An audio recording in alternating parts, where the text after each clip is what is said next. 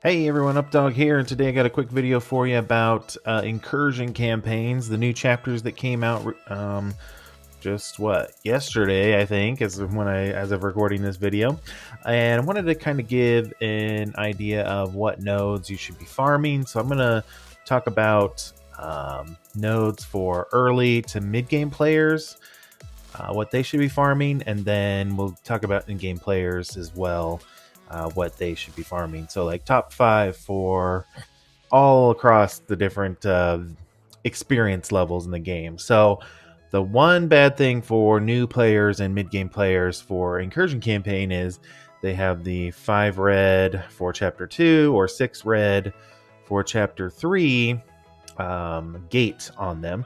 So if you are struggling to get into Chapter 3 is where you want to be for more early to mid-game players. And it does require Bioware skill characters. So if you're struggling to get in Chapter 3, I would definitely try and go for this last node here and get the Invaders team. They are the 3rd oldest raid team that we have. They came out in about April of 2023. So I still think they have some shelf life left on them. I don't think they'll be replaced anytime in the next few months anyway. So I think you'll be safe to go ahead and farm those. So if you don't have them at 6, definitely get them up to 6. And like any other bio characters that you can throw in there as well. So that way you can get into Chapter 3. Now when you get to Chapter 3, you want to, again, farm this Invaders node. That way you also get Zim shards.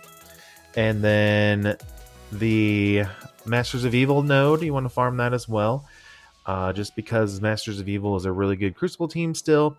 And there's also a 7 red Doc Ock chance on here as well. And he's really good after his rework. So that's another one you want to farm if you're mid to early game. Even late game too, we'll go over that here in a minute. The next node, basically it's just kind of in descending order here. The next node you want to do is the Spider Weaver. If you don't have Spider Weaver at 7 yellow, for sure you want to do that as well. Really getting 7s on Weaver and 2099 is really what you're looking for. If you get any other 7s, well, that's just bonus for you. Other than that, if you're really into war, then I would farm this Underworld node. They're still a pretty good team.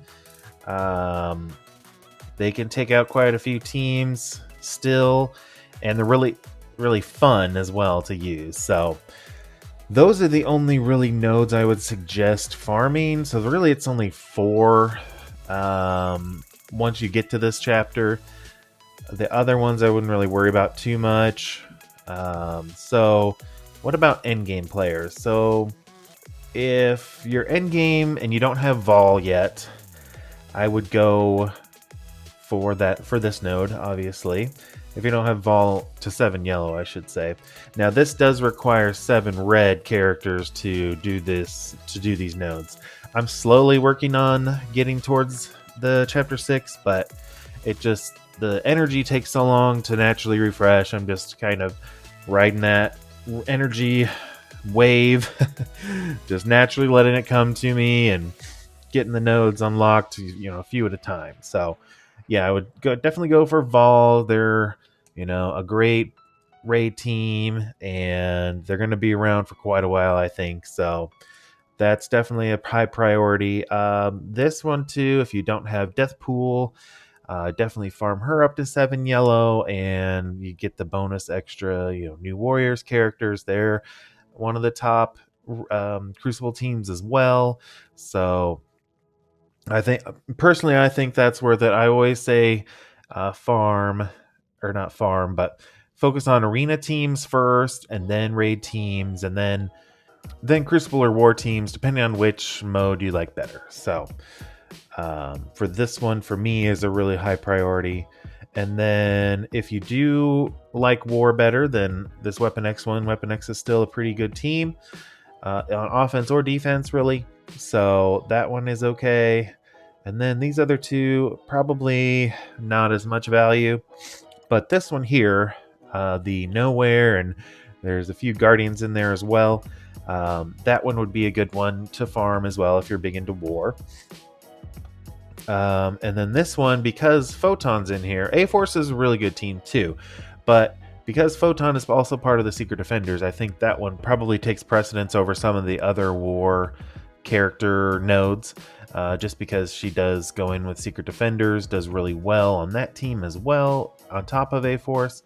So, you know, she's used in Crucible right now with the full Secret Defenders, and depending on where you're at in Arena, she might be used in Arena as well. So I think that one, other than the Vol and Death Pool, because since Death Pool is used for Apocalypse, if you don't have the big Apocalypse yet, you know, 7 yellow is always good to have. 7 yellow Death Pool. So the other nodes, not really anything to write home about on those. The chapter 5s are less, they're 6 reds instead of 7 reds. So yeah, definitely want to get to chapter 6 if you're endgame and focus on those nodes. Now, if you need Zim shards like I do, it would be good to farm Zim and also get the invaders still. You know, if you're still needing Kang, that's also another option.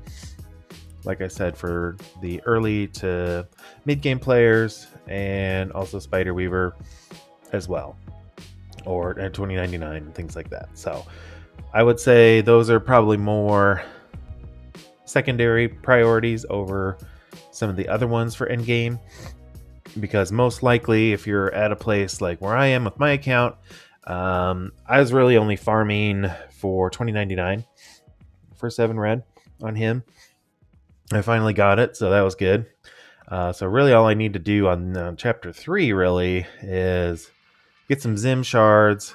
I have been farming the Underworld node because I did pull like a 3 diamond goblin, and I want to build this team up, but I wish I just had the resources for it. But that'll be another topic for another video, unfortunately. So, but yeah, that's my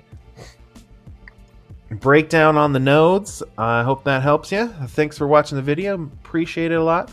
Make sure to like, subscribe, and do not forget to use this campaign energy, because sometimes it's easy to forget because it's kind of buried in the menu. So we'll catch you next time.